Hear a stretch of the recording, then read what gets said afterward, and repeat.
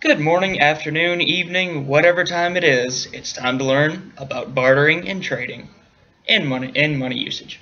Now, question is, what is bartering? Bartering is when you trade goods or services for other goods or services without the use of any kind of currency. Simply put, you trade something for something else with no money. Famous examples of bartering. Jack from Jack and the Beanstalk, the beloved fairy tale that we have all been raised with. He bartered his family's cow for the magic beans. Now, considering what Jack did later on in the fairy tale is considered murder and stealing, so that's a different topic for another time.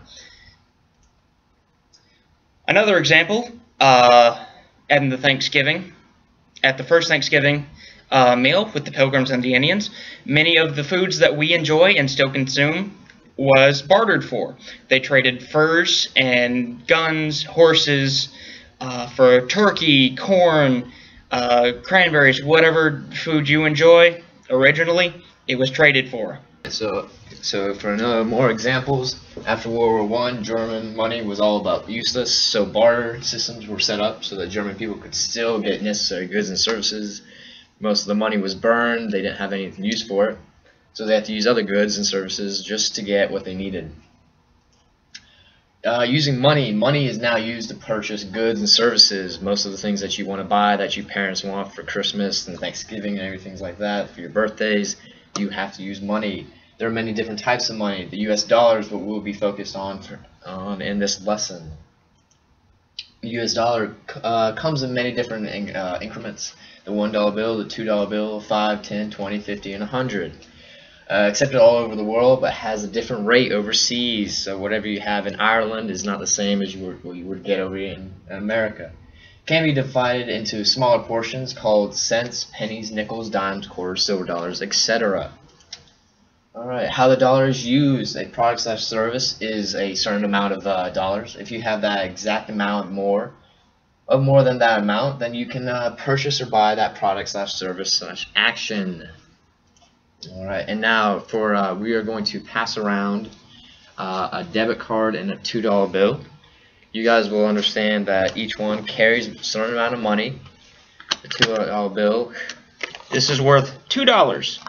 no more. The debit card is just pretty much just fast cash. Whatever you go into the store, pretty much just whatever you want quickly. We'll pass that around. Okay. Alright. Now, the debit and the credit system and the card system that we basically use nowadays all over the world is a little bit different. With paper money, you have that exact amount. With the plastic system, you have a certain amount in the bank that you can use. And it's different. It depends on whether you have a debit system or a credit card system.